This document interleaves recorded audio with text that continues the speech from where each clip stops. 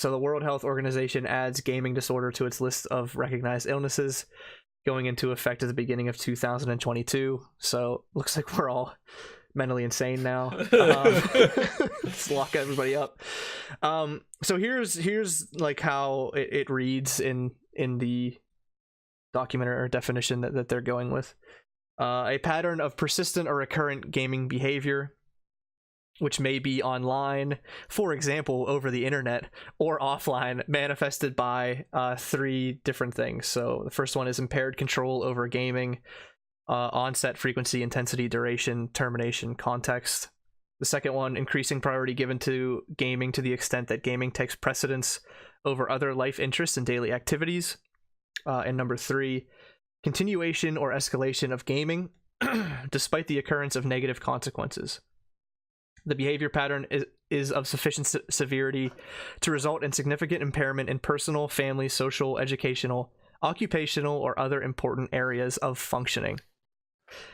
So I've seen a lot of people discussing this just over the past few days since the announcement. This was very recent. It was like midweek. It seems like a lot of people that do game think it's pretty ridiculous. Me personally, I feel that like this is probably a real thing. I had heard about this like a year prior when I think they were thinking about doing this, and I kind of thought it was ridiculous and shrugged it off. But I think that I really do think that it's a real thing.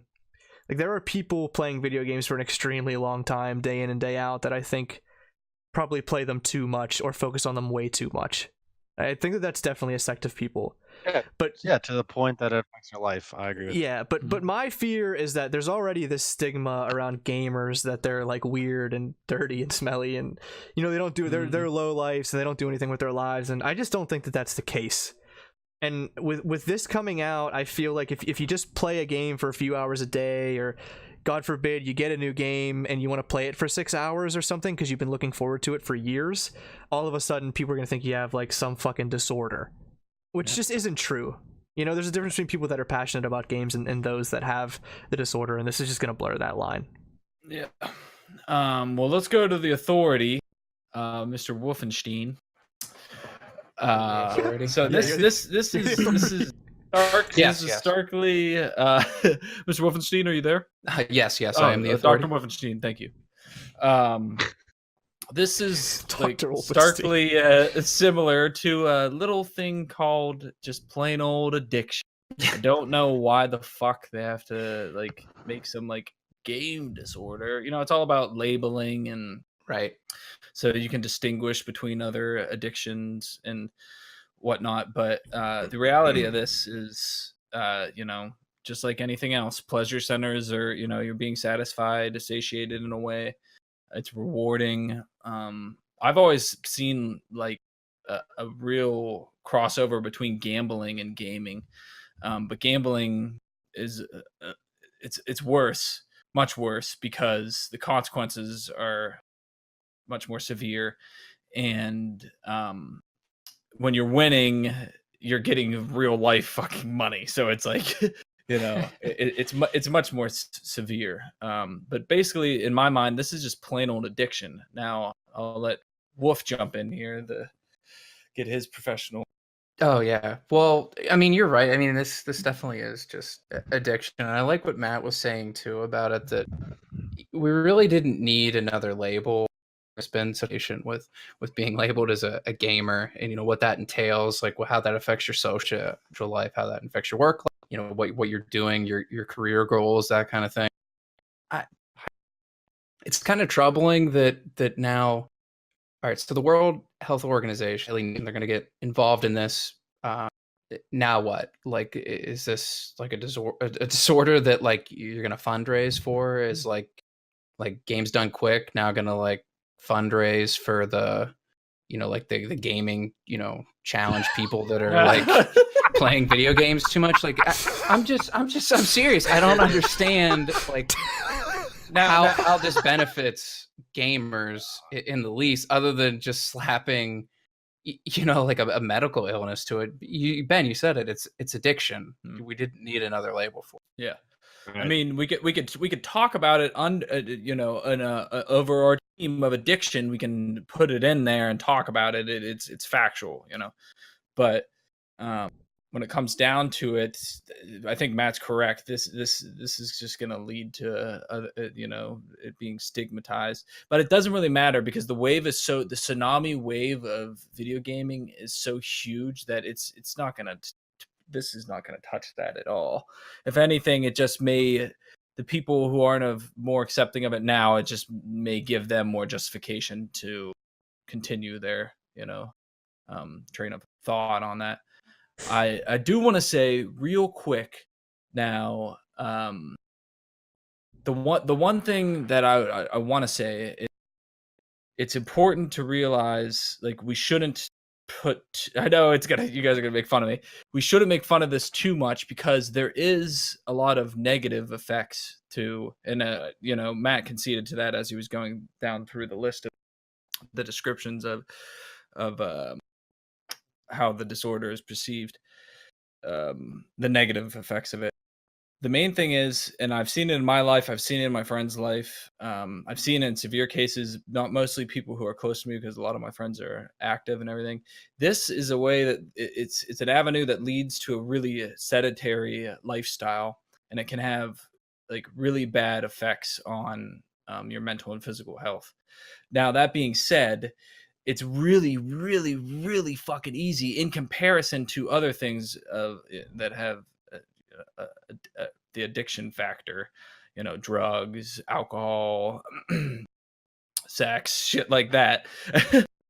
In comparison, it's nothing, and it's really, really easy to fix. You just you set an amount of time that you play, and you take breaks, or you try to get exercise in your day in between when you're playing, and it's like there's not really that. Then when you implement those things, like, this shit is nothing, and you can still play your games and have fun and be healthy. You just have to, that's one thing that I will say that may help I don't like the idea of this, but it may help if they're really constructive and realistic about their approach with this. It may be able to help people realize that they can live healthy, physically and mentally, live a healthy, higher quality life and still play a pretty large amount of video games. All it takes to get off video games really is just to play enough MOBAs and have your teammates leave on you, and then you just end up hating games altogether.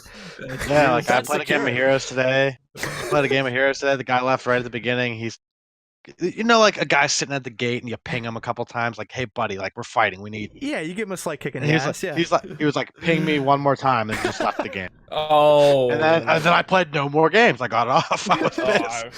So, there you go. Not to slight what you said, but that was very well said, and I completely agree with all those points. Yeah, I think you guys hit it on the head though, pretty good. Like, my big thing with that is, okay, you play a game too much. If you do anything too much, it's a disorder or a problem, right? Yeah, you know what? Like, I was thinking. Go ahead. Sorry. That's that's just my issue with it, is like anything in that big of an, like, you know what I mean? If you do anything that many hours a day, it's not good for you no matter what it is. If I love golfing and I go golfing 12 hours a day and let it affect my life, it's no different than gaming or anything else. Like, anything in that large of a volume is not good for you. It's not just game. Yeah, well, that's a great point, but just in that same line of thinking, with gaming being a profession now, you have people that are playing 12 hours a day, but you can consider it practice or training in your profession, and it's not so clear anymore what people's motives are. That's true. Right. Yeah, and it's, I don't think there's anything wrong with playing 12 hours a day as long as you're getting enough exercise, eating. Well, from my perspective, the loot boxes being addictive is just something that adds on to this, but then also the mobile push notifications that you get from mobile games. Yep. I think I've spoken about this before, but I read a lot that they literally engineer the game so that they give you push notifications whenever you normally wouldn't be playing it, so that you pick up the phone more often and things. Those practices need to be dealt with somehow. Yeah, and I'm the cell phone shit in general, the social media on it, everything. It's like anything that you have on your phone. It's just so Dave always reminds us. It's just your phone's always fucking there. You know what I mean? I think I'm mildly addicted to Twitter because I'm constantly on there I'll like be working and I'm like, oh, I got so much to do at work, and I'm like, I look down, I'm like, I'm fucking on Twitter. Like, what am I doing? I do it too. And I don't even like Twitter. It's just like it's there, you know what I mean? And it's like, I don't know. The phone. Here we are again. Yeah, back at the phone. I'm gonna It crawl comes back full into my circle. cave. I'm gonna crawl back into the cave and. Everybody has phones, right? That's how they get you, right? You guys have phones, right? I mean, everybody's got phones. Get Ben you while you're at picked up work on it. and while you're supposed to be sleeping and stuff like that. And your phone is like always within arm's reach. Oh, it's the worst when your phone, even when it vibrates at night. It's like, oh, thanks, you just busted me out of my REM. Now I'm gonna fucking be tired tomorrow. Yeah, Oh, I'm always on silent. I'm on silent when I go to bed, Same. but my I big sometimes problem, forget. yeah, not to get too off topic, but my big problem is like I like to watch Twitch on my iPad before I go to bed. Mhm. But it's probably like a really bad thing because then I turn it off and like my eyes are like. Yeah, I pull my I'd say an hour before bed, get off everything and just chill. Read a book. I pull my Yeah. laptop out and lay in bed and I watch some anime sometimes, and you know that sometimes I'll go just for episodes on end. I'll watch like 6 of them in a row. Everybody does that sometimes. It's bad. Yeah. It's bad news. Mhm.